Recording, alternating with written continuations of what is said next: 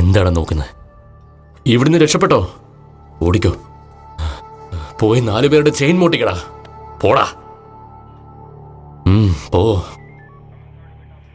ഈ ഏരിയയിൽ ഒരു വീട്ടിലൊരു കല്യാണം ഉണ്ടായിരുന്നാൽ ഇവിടുത്തെ പലചരക്കടക്കാരൻ, പാൽക്കാരൻ, എന്താ ചിലപ്പോ ഒരു പിച്ചക്കാരന് വരെ ഇൻവിറ്റേഷൻ വെച്ചെന്നുണ്ടാവും. എന്നെങ്കിലും ഒരു ദിവസം എവനെങ്കിലും വന്ന് ഒരു പോലീസുകാരൻ ഈ സ്റ്റേഷനിൽ വന്ന് ഇൻവിറ്റേഷൻ തന്നു കാണുമോ? ഇപ്പൊ മനസ്സിലായോ നാട്ടുകാർക്ക് നിങ്ങളോട് എത്ര മതിപ്പുണ്ടെന്ന്? സർ, ഞാനും സാറിനെ പോലെ സ്ട്രേറ്റ് ഫോർവേഡായ പോലീസാ സർ. താനൊരാൾ മാത്രം നന്നായ പോരാ, ഇവിടെയുള്ള എല്ലാരെയും മാറ്റണം. സർ, ഇവരൊക്കെ എന്റെ സീനിയറാ സാറേ. ഇവരെ കാണുമ്പോ തന്നെ എനിക്ക് പേടിയാ സാർ. കേക്ക്, എനിക്ക് ജീവിതത്തിൽ പേടി വരുമ്പോഴൊക്കെ ഞാൻ നിങ്ങളെക്കുറിച്ച് ആലോചിക്കാറ്. എന്തുകൊണ്ടാണെന്നറിയാവോ? തനിക്കുള്ളിൽ ഒരു പെണ്ണുണ്ടെന്നറിയുമ്പോൾ ഈ ലോകത്തിൽ ആർക്കും പേടിക്കാതെ പൂവും പൊട്ടും വെച്ച് ജീവിക്കാൻ എത്ര ധൈര്യം വേണമെന്നറിയാവോ? അങ്ങനെ നിങ്ങളൊക്കെ ധൈര്യത്തോടെ ജീവിക്കുന്നത് കാണുമ്പോൾ എൻ്റെ ഉള്ളിലുള്ള പേടി മാഞ്ഞു പോവും. ഇനി എപ്പോഴെങ്കിലും എൻ്റെ ജീവിതത്തിൽ ഒരു പേടി വന്നാൽ ആരെക്കുറിച്ചാ ചിന്തിക്കേണ്ടെന്ന് എനിക്കറിയില്ല. ഇത്രയും മോഷണം നടത്തിയ ഇവനെ കഷ്ടപ്പെട്ട് പിടിച്ച ഞാൻ തന്നെ തുറന്നു വിടുക. പോയി സന്തോഷമായിട്ട് ജീവിക്കടാ. എല്ലാം നന്നായിട്ട് വരട്ടെ, എല്ലാവർക്കും നല്ലതുണ്ടാവട്ടെ.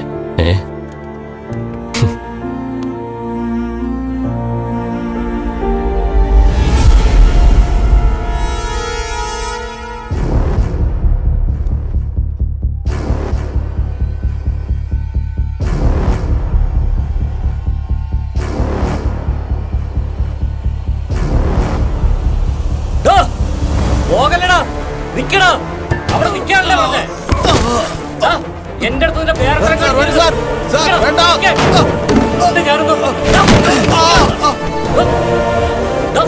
എത്ര ധൈര്യം ഉണ്ടെങ്കിൽ ഓടാൻ നോക്കി നിൽക്കാതെ പാടോ. വിടണോ? അവനെ വിടാനല്ലേ പറഞ്ഞത്? നീ അയാളെ പോയി സപ്പോർട്ട് ചെയ്യണം. അയാൾ നമുക്ക് ഈ സ്റ്റേഷനിൽ ആവശ്യമില്ല. അയാൾ ഇവിടെ ഉള്ളതാണ് നമുക്ക് കഷ്ടം. എവിടെയാണെന്ന് വെച്ചാ പോട്ട്. ഈ ഒരു അവസരം പോയാൽ പിന്നെ ഇയാളെ ഒരിക്കലും പുറത്താക്കാൻ പറ്റില്ല. പറയണ കേക്ക്. വിടാൻ ഓടല്ലടാ.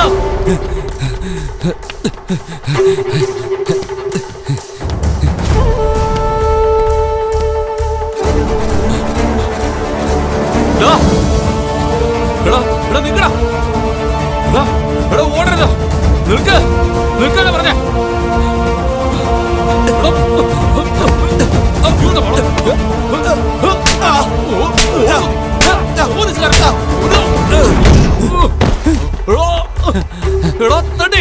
നിക്കടാ.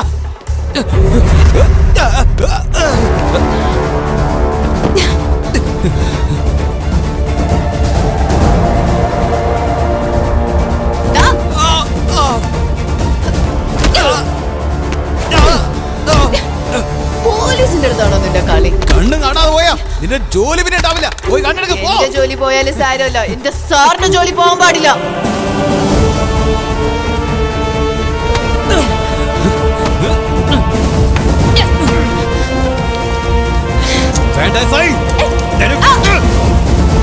നിക്കടാ.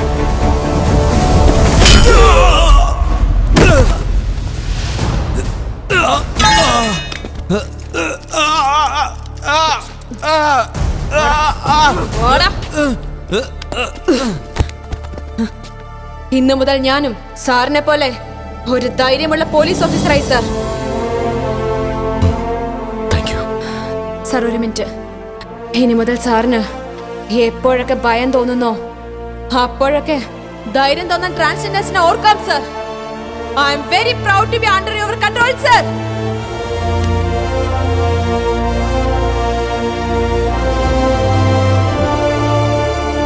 അങ്ങോട്ട് എഴുന്നേക്കണം.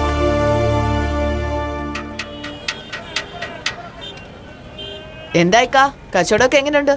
കുറച്ച് പുഷ്ടിയായിട്ടുണ്ടെന്ന് തോന്നുന്നല്ലോ. മട്ടൻ ബിരിയാണിയാണല്ലേ? അതെ, ഇതാ മാഡം. എന്താക്ക ഇക്ക എന്നെ വെച്ചോ?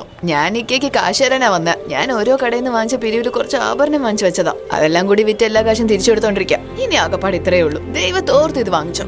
ബാക്കി പൈസക്ക് പാർട്ട് ടൈം ജോലി ചെയ്ത് തിരിച്ചു തന്നേക്കാം. എന്താ മാഡം ഇങ്ങനെ മാറിപ്പോയത്? എനിക്കും നമ്മുടെ ഇൻസ്പെക്ടറിനെ പോലെ മാറണം. നമ്മുടെ ക്ഷണമനുസരിച്ച് മുഖ്യാതിഥിയായി ഇവിടെ സന്നിഹിതനായിരിക്കുന്ന കളക്ടർ അദ്ദേഹത്തെ പതാക ഉയർത്താനായി സർ, ക്ഷണിക്കുന്നു. കയ്യിൽ പരിക്ക് പറ്റിയിരിക്കുക. വേറെ ആരെങ്കിലും ഉയർത്താൻ പറയണം. നിങ്ങളുടെ വൈഫിനോട് പറയാമല്ലോ. എക്സ്ക്യൂസ് മീ മാഡം, വിരോധമില്ലെങ്കിൽ ഒരു കാര്യം പറഞ്ഞോട്ടെ സർ. നിങ്ങളെല്ലാം നമ്മുടെ സിസ്റ്റത്തിലെ വലിയ ഓഫീസേഴ്സാ. നിങ്ങളൊക്കെ എവിടെ പോയാലും ഗവൺമെന്റിന്റെയും പബ്ലിക്കിന്റെ ഇടയിൽ നല്ല മര്യാദയുണ്ട്. പക്ഷെ നിങ്ങളുടെ കോൺസ്റ്റബിൾസ് എല്ലാം പാവമാണ് സർ. അവരുടെ പോസ്റ്റ് കാരണം അവർക്കാരും മര്യാദ കൊടുക്കാറില്ല സർ. അവരെവിടെ പോയാലും സ്റ്റുഡൻസ് ആയിരുന്നാലും പബ്ലിക് ആയാലും അവരെ കളിയാക്കാറുണ്ട് സർ. മാമ എന്ന് വിളിക്കും, ലാട്ടി എന്ന് വിളിക്കും. പക്ഷെ സത്യാവസ്ഥ നോക്കിയാൽ വെയിലും മഴയിലും നിന്ന് കഷ്ടപ്പെട്ട് ജനങ്ങൾക്ക് വേണ്ടി ജോലി ചെയ്യുന്നത് ഇവരല്ലേ സർ. ഇതുപോലത്തെ പബ്ലിക് ഫംഗ്ഷൻസിൽ അവർക്കൊരു സ്ഥാനം കൊടുത്താലേ എല്ലാവരും അവരെ റെസ്പെക്ട് ചെയ്യൂ. സാറിന് ഓക്കെ ആണെങ്കിൽ ഈ ഫംഗ്ഷനിൽ സാറിന് പകരം അദ്ദേഹത്തിന് ഫ്ലാഗ് ഹോസ്റ്റ് ചെയ്യാൻ പറഞ്ഞു. ഞാൻ ആർമി ബൂത്തിലായിരുന്നു സർ. കമ്മീഷണറുടെ വീട്ടിലേക്ക് പച്ചക്കറി വാങ്ങാൻ പോവാണ് സർ. കളക്ടറിന്റെ ഭാര്യയോടൊപ്പം ഷോപ്പിംഗിന് പോവാ സർ. എസിയുടെ മകനെ സ്കൂളിൽ നിന്ന് കൊണ്ടുവരണം സർ. എസ്പിയുടെ വീട്ടിൽ പട്ടിയെ കുളിപ്പിക്കാൻ പോകുന്നു സാർ. ഡെയിലി ഇതൊക്കെ തന്നെ ഞങ്ങൾ ചെയ്യുന്നത്. നിങ്ങളാരും ഗവൺമെന്റ് ഒഫീഷ്യൽസിന്റെ വീട്ടിൽ പോയി ഇനി ജോലി ചെയ്യേണ്ട ഒരു ആവശ്യമില്ല. ഇനി മുതൽ നിങ്ങൾ പബ്ലിക്കിന് വേണ്ടി ജോലി ചെയ്താൽ മാത്രം മതി. എന്ത് സംഭവിച്ചാലും ഞാൻ നോക്കിക്കോളാം. ഓക്കെ? Yes, sir. അറ്റൻഡൻസ് നോക്കൂ സർ. പകുതി ദിവസം ക്ലാസ്സിൽ വരത്തില്ല. ഇങ്ങനെ പോയി എങ്ങനെ ശരിയാവുക? ഇവനെ സ്കൂൾ എടുക്കാൻ പറ്റില്ല. തെറ്റവൻ്റെതല്ല, അവൻ അച്ഛനില്ല. വീട്ടാവശ്യങ്ങൾക്ക് വേണ്ടി അവൻ ജോലിക്ക് പോകുന്നതാ. ഇനി അവൻ കറക്റ്റായിട്ട് സ്കൂളിൽ വന്നോളൂ, അതിന് ഞാൻ ഗ്യാരണ്ടിയാ. സാറിനങ്ങനെ പറഞ്ഞാൽ മതി. ഒപ്പിട്ടേക്കൂ സർ. വാ. Thanks sir.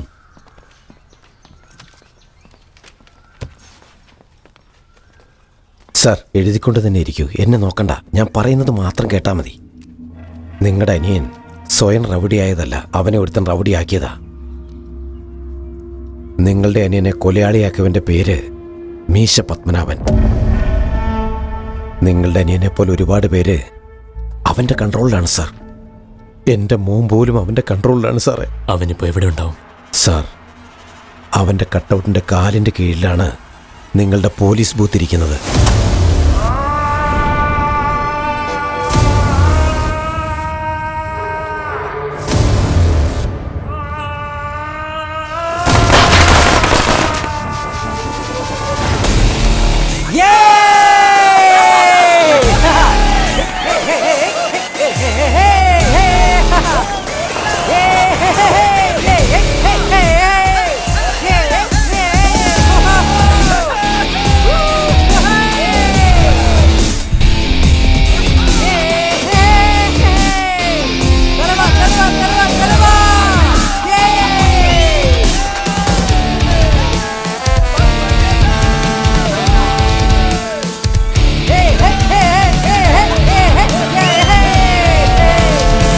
ഇവൻ കാരണമാണ് എൻ്റെ അനിയൻ മരിച്ചത്.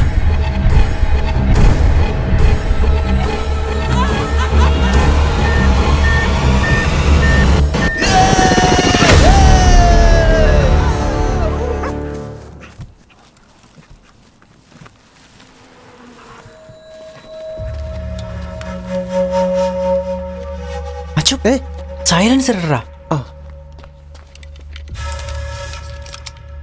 മച്ചു, തല തെറിക്കണ പ്രാവശ്യം ഒരിക്കലും മിസ്സാവരുത്.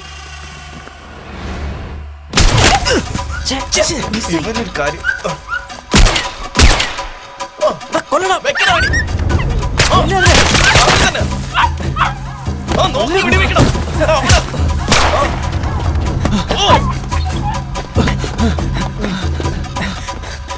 എങ്ങോട്ടാ പോയിടാ? ഞാൻ വെക്കാന്ന് പറഞ്ഞല്ലേ. അവിടെ നിൽക്കുന്നത് ഗോവിന്ദൻ ചേട്ടാ, ഗോവിന്ദൻ ചേട്ടാ. എന്താ ചേട്ടാ, എന്റെ മോനെ കണ്ടായിരുന്നോ?